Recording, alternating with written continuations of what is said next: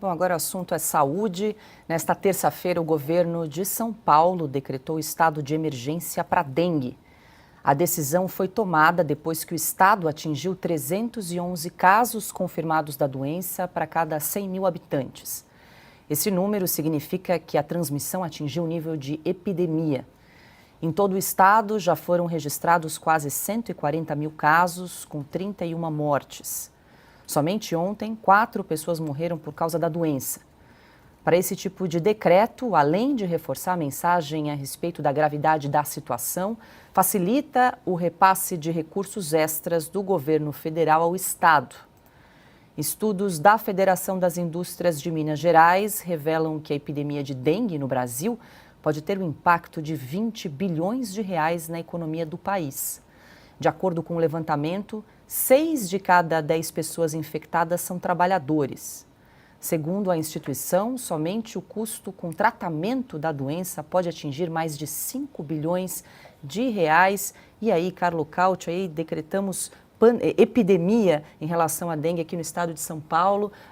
Triste, uma situação grave que o Brasil vive, vários estados, né? Agora decretando a nível de epidemia, e aqui então sai essa pesquisa dizendo que quase 20 bilhões de reais pode custar aí para a economia. E aí te pergunto, cadê as vacinas contra a dengue, cadê a campanha de vacinação do governo federal, coisas que já sabemos aí todos os anos em relação a essa doença tropical que acomete o país nesse momento? Pois é, Paula, tudo isso era previsível, porque o Brasil é um país tropical, é um país onde a dengue sempre foi um problema, mas no ano passado já havia sinais de que a dengue estava aumentando, o número de casos estava aumentando, mas no ano passado a gente tinha uma vantagem, porque a Anvisa, em março do ano passado, aprovou a vacina japonesa contra a dengue, em março do ano passado, um ano atrás.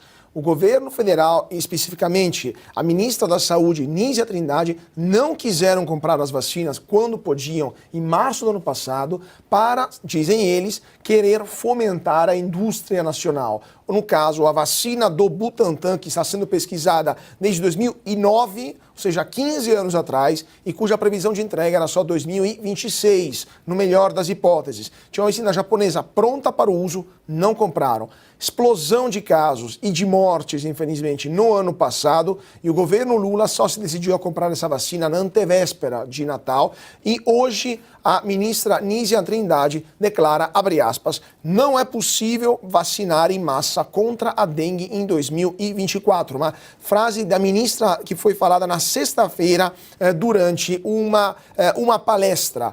Isso é um absurdo sem tamanho, porque se o Brasil tivesse comprado há um ano atrás essas vacinas, haveria sim vacina em massa. Inclusive, as poucas vacinas que temos, apenas 11%, eu estou vendo os dados aqui do Ministério da Saúde, apenas 11% das doses foram distribuídas pelo Ministério da Saúde. E me pergunto, terminando, o que teria acontecido caso outro governo tivesse recusado a compra de vacinas contra a dengue e tivesse distribuído em março apenas 11% das doses que deveriam ser distribuídas contra a dengue. A palavra genocida estaria estampada em todos os prédios do Rio de Janeiro, de Brasília, teria rosto do ex-presidente, etc. Nesse caso, um silêncio ensurdecedor da mídia, dos influenciadores digitais, artistas da Globo, todo mundo quieto, temos milhares de pessoas morrendo por uma incompetência evidente de uma ministra que todo dia que passa demonstra sua incompatibilidade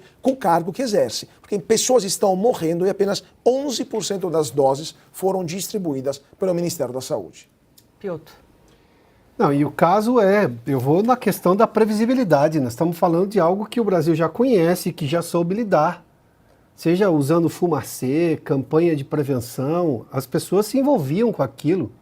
Sempre se envolveram. Estou falando de uma coisa, se não me engano, acho que dos anos 90 ainda, a história do fumacê, ou até um pouco antes. Ter agora, neste momento, essa epidemia de dengue no país, não dá para colocar na conta que não da incompetência do atual governo, que não soube liderar. Aliás, é entendimento do Supremo Tribunal Federal, sim, que tem que liderar.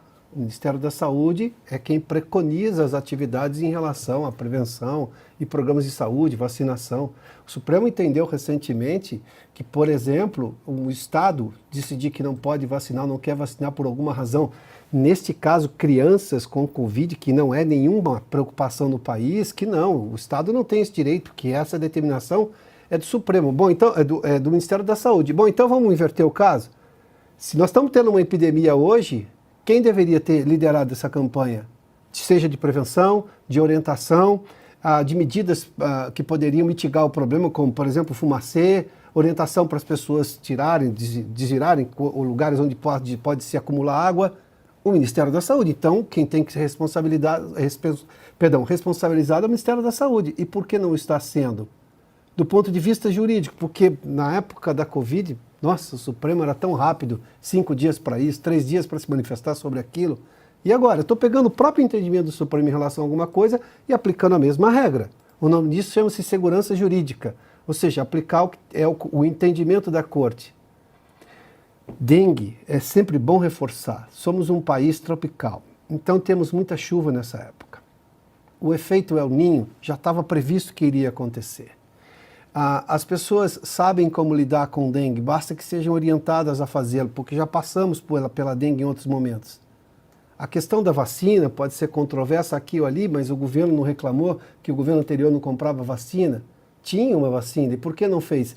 A ministra está dizendo que não pode fazer vacinação em massa, ela falou isso na sexta-feira. 1º de março, não pode fazer este ano, já em março, ela descobriu que ela não consegue resolver o problema. Imagina? Então, quer dizer, é uma questão muito óbvia de inabilidade, incompetência.